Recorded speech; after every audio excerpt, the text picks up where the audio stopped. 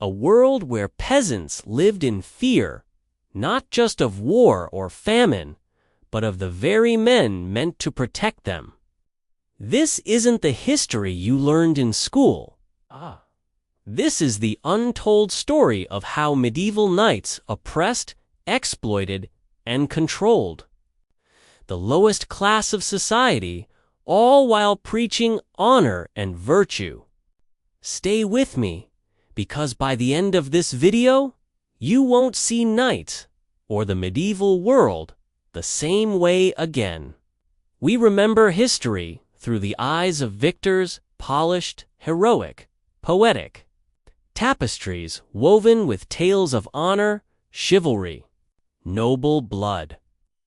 Knights, riders of justice, shield-bearers of the weak, defenders of civilization.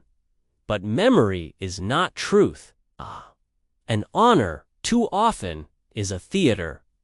A knight in stories is a figure of light. He rides across valleys with the wind behind him, sunlight catching the crest on his shield. Children gaze in awe. Minstrels write ballads. The church blesses his purpose. But behind this glow, behind the sacred rituals and the gleam of forged steel lies the quiet body of a man, flawed and fallible. And beneath his horse's stride lies another body, the peasant, bent under sacks of grain.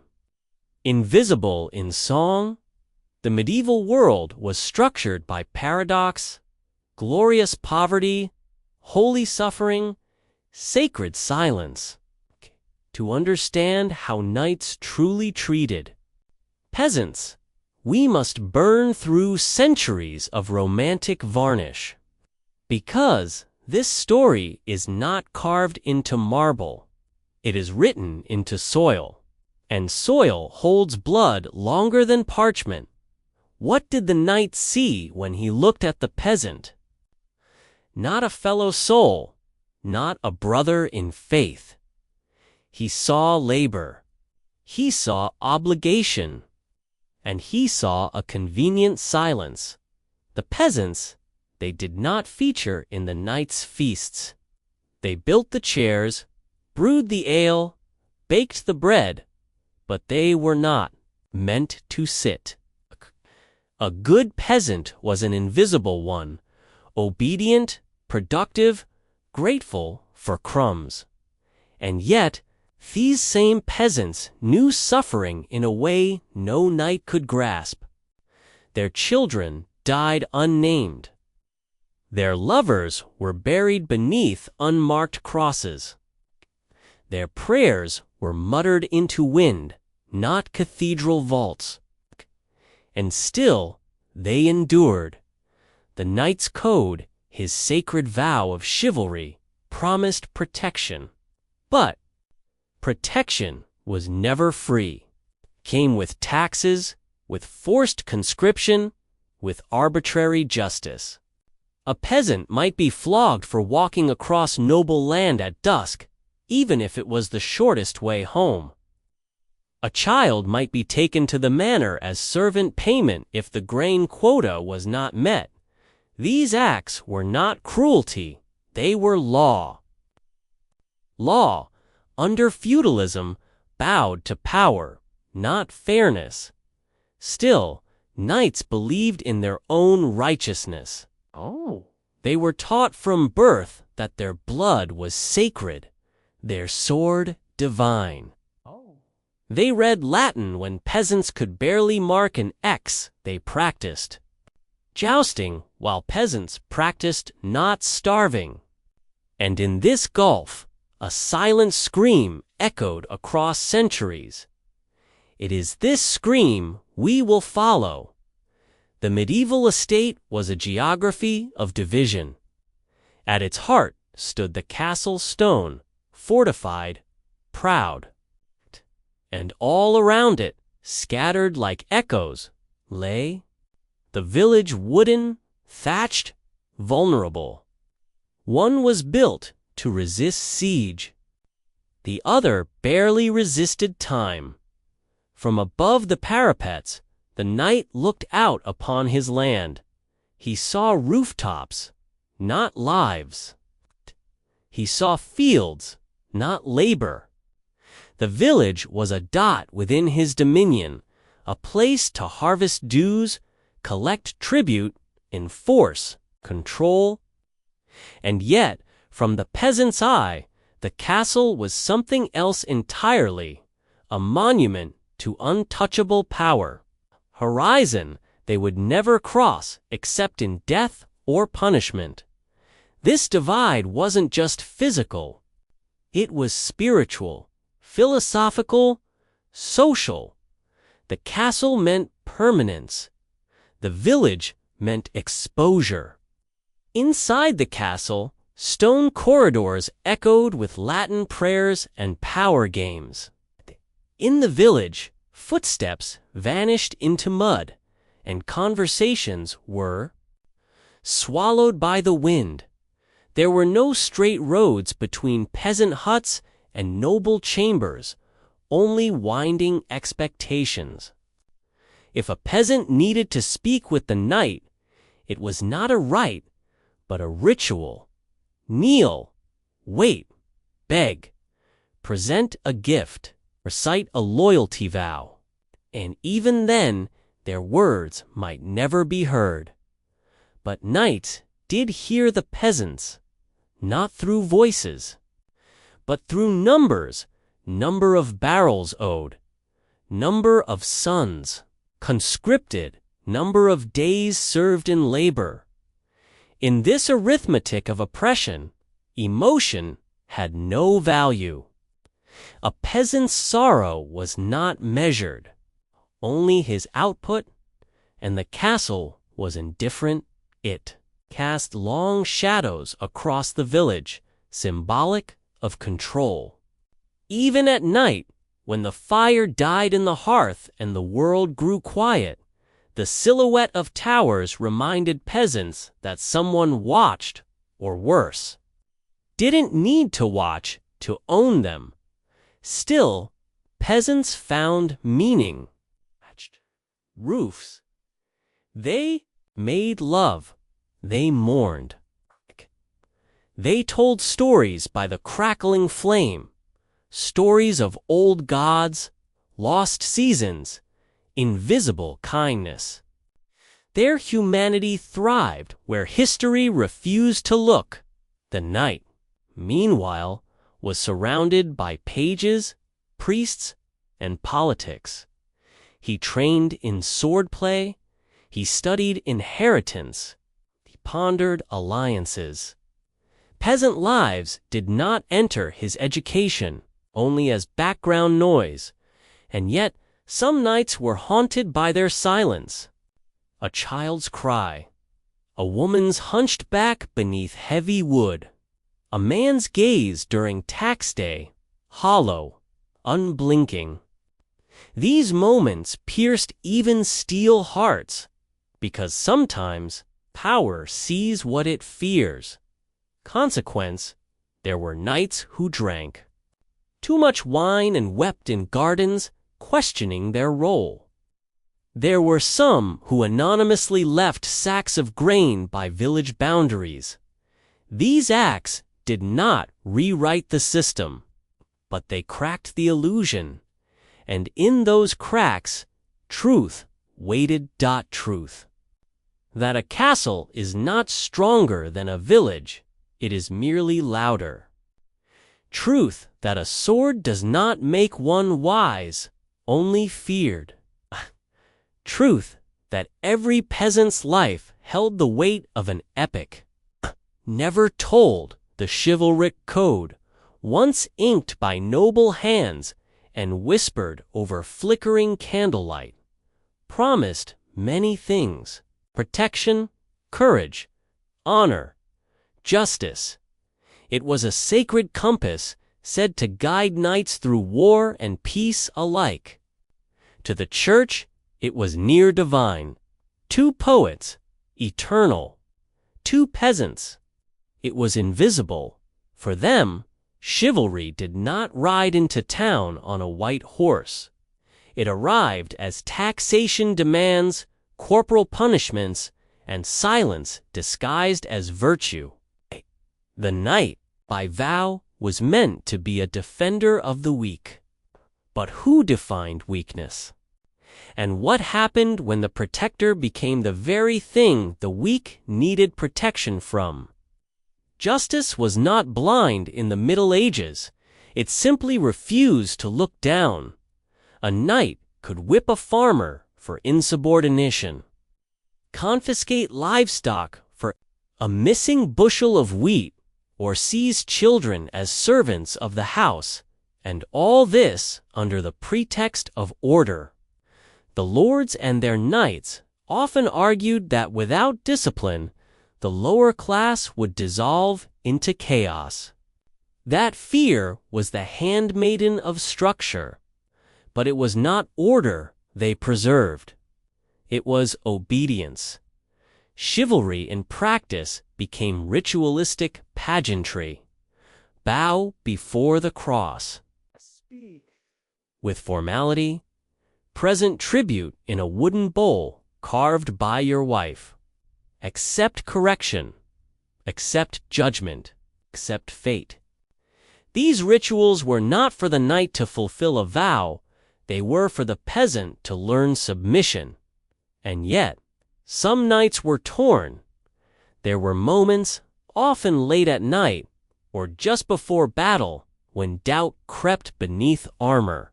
Stories heard in passing. A child's hunger glimpsed between gate bars. An old woman kneeling despite her broken hip, praying for mercy. These images pierced steel sharper than any enemy blade. Some knights, raised in monasteries or by melancholic tutors, felt the contradiction. Their vows weighed heavy. Protection, they whispered to themselves. But from what and for whom? Conflict was not always grand. Sometimes it was a simple hesitation before striking a boy who had stolen a handful of grain. Sometimes a forgotten letter left unsigned on a tax ledger. Sometimes a tear in solitude. But for every knight who flinched, there were 10 who did not. Feudal law backed them. The church blessed them. The scrolls recorded their victories, not their cruelties.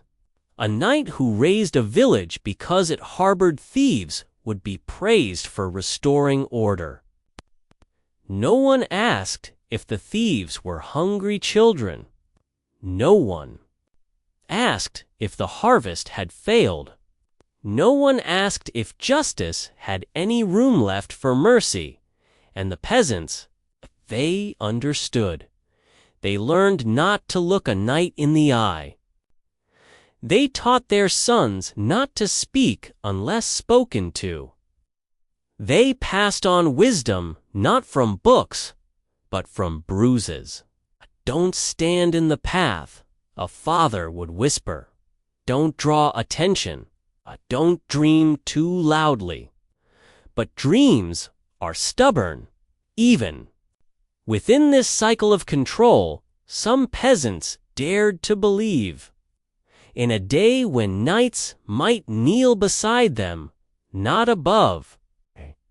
In a world where words outweighed bloodlines. And in these dreams, justice wore no armor. Wore empathy. Perhaps that was the true vow, the unspoken one. The promise buried beneath layers of law and legacy, that every sword might one day rest, that every peasant might one day rise without fear, but dreams, like revolutions, begin in silence. To be born in a medieval village was not an announcement, it was a whisper. No drums, no feasts, only the sound of wind, the crackle of a damp fire, and the hurried breath of a mother hoping the child would survive the cold. The first cradle was often a basket of straw. The first lullaby, a prayer against hunger. From the beginning, peasant life belonged to the soil. It was not chosen. It was inherited like a burden passed through blood. A son became his father before he knew how to spell his name. A daughter learned silence before she learned language. Morning began not with clocks, but with crows. The rooster's cry was not a signal, it was an order. By sunrise, hands were buried in dirt, backs bent beneath bushels. By evening, aching feet carried wood, grain, and silence back to homes patched with mud and love.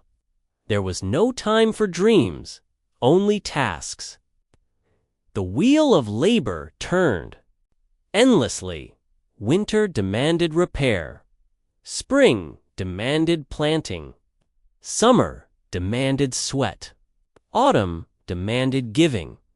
And in every season, the night demanded more. A peasant year was measured by what was taken, a daughter, offered to the manor for domestic work, a son taken for military duty, a harvest halved for taxes, then halved again by drought. Yet despite the cruelty, humanity pulsed. Children ran barefoot through fields, playing games invented from sticks and stones. Lovers met in barns, under moonlight, whispering promises they had no means to keep. Elders sat in doorways, sharing tales that had no dates, only feeling. The village lived not gloriously, but authentically. But hardship always lingered. An infected wound could mean death. Failed crop could lead to exile or starvation. A rumor of rebellion could bring the night's wrath, burning homes, seizing animals, dragging men away for judgment. Birth was fragile. Marriage, utilitarian. Death, common. Still, each peasant carved meaning where meaning resisted. A child's laughter, even fleeting, echoed like truth. A stolen moment of song beside the river was worth more than any sermon inside stone walls. The village was sacred. Even when unblessed, they buried their dead with hands, not ceremonies. They carved gravestones with broken blades. They mourned. Without poetry, but the mourning was pure, unmasked, unpretentious, unforgettable. Some peasants lived long enough to become symbols, not of resistance, but of quiet survival. The woman who raised 5 children after her husband died under night service. The old man who remembered the famine of 43 and taught children which roots were safe to eat. The crippled boy who still worked the fields with one hand and sang like the wind. These people never made it into history books. But they were history. Their lives filled the cracks beneath castle towers. Their footsteps wrote epics no scribe ever copied, and their breaths, shallow, weary, determined, were the rhythm of a world forgotten by the armored elite. If a knight ever truly wanted to know what it meant to be brave, he would have had to walk barefoot across those fields, but few did. And so the village continued season after season, year after year, building a legacy made not of victories, but of endurance. When the voice could not rise against the sword, it found refuge in story. Peasants may have lacked parchment and ink, but they had memory, they had firelight, they had rhythm, and in their songs and tales, they carved resistance where rebellion was forbidden. A tale told beside the hearth was never just entertainment. It was warning, it was mourning, it was hope disguised in metaphor. The wolf in the woods became the cruel knight. The clever fox outwitting the lion became the peasant outlasting power. Children memorized these parables as lifelines, not bedtime fare. Elder women sang while grinding grain, not hymns, but verses remembered from famine years. Songs that mourned lost sons and unborn springs. Men carved symbols into wood, crude, emblems to mark the passing of relatives who never had gravestones. These acts were not recorded in Scripture, but they were sacred nonetheless. Some villages had myths of spirits living in trees who punished greedy knights, of saints who appeared not in cathedrals but in muddy fields.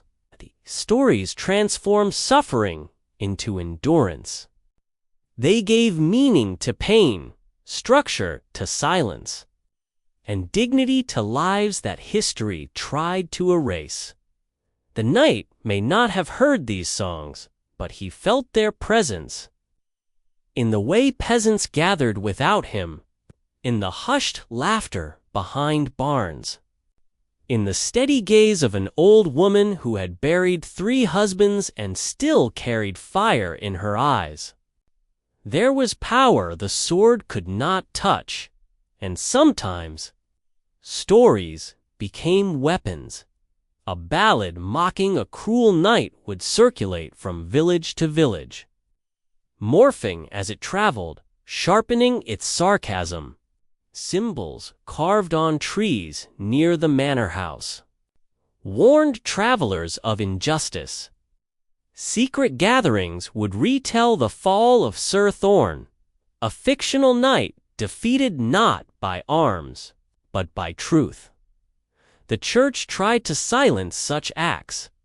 So did the lords. But stories do not die where love lives. Even children carried them. They turned pain into play. They reenacted trials with sticks, made songs about hunger into chants.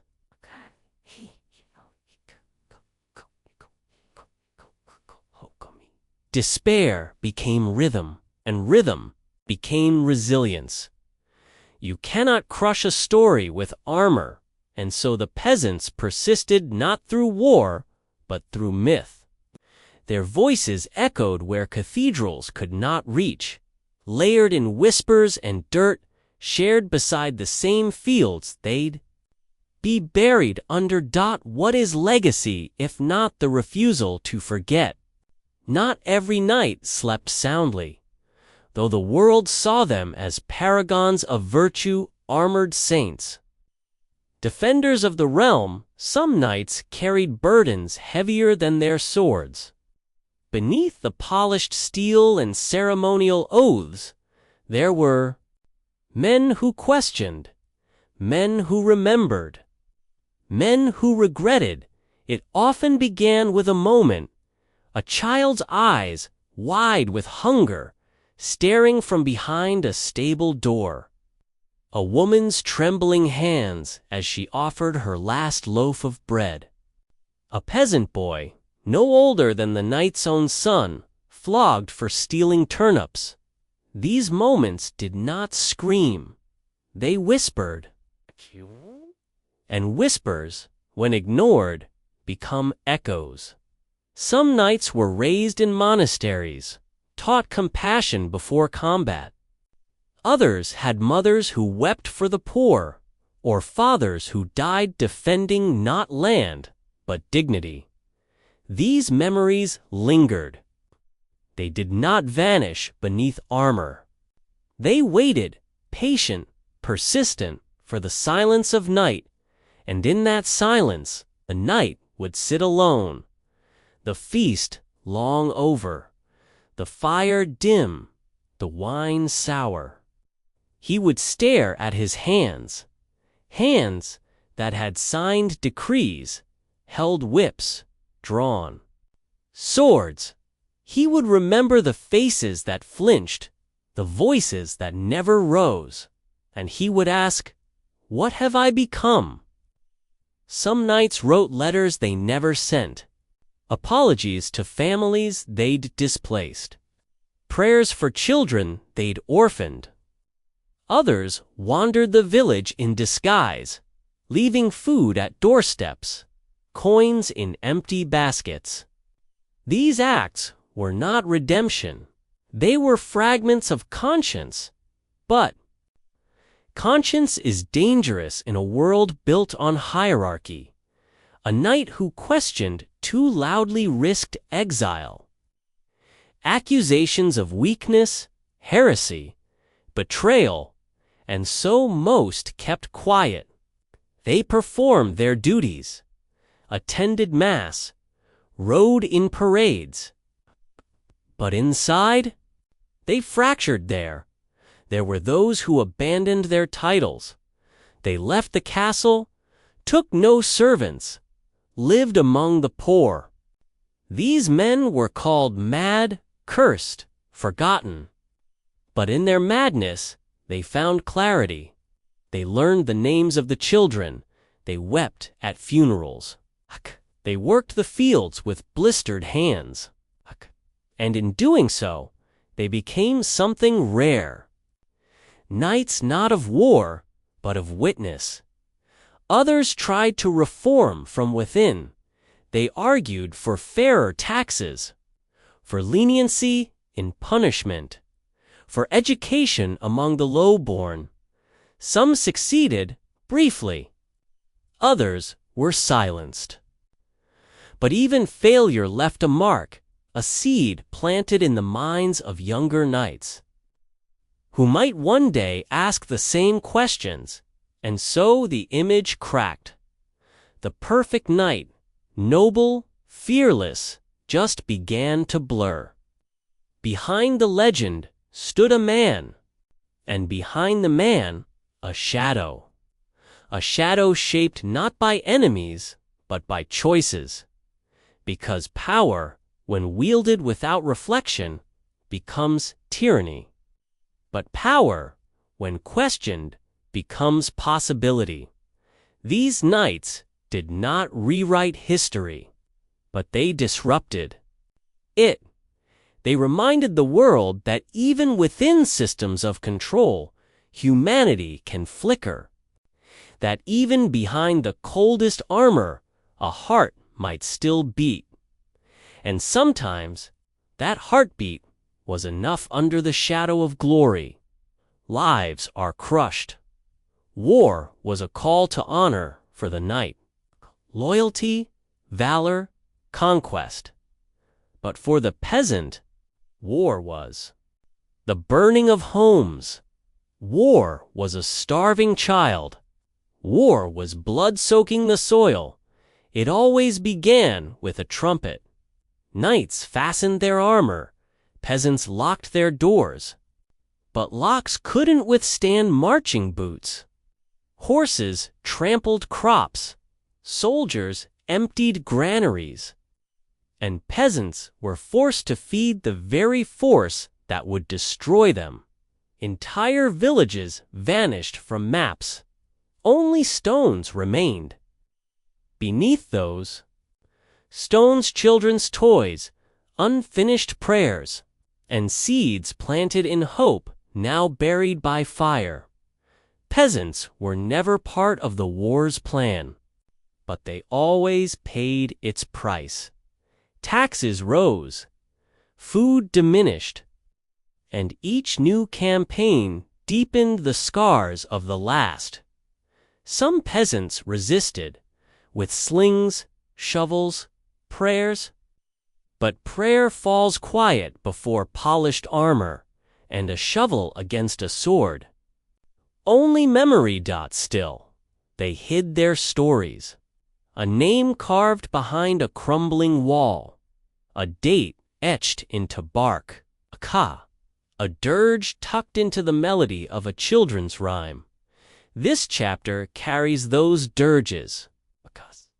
History must speak not only of victors, but of the silence left behind.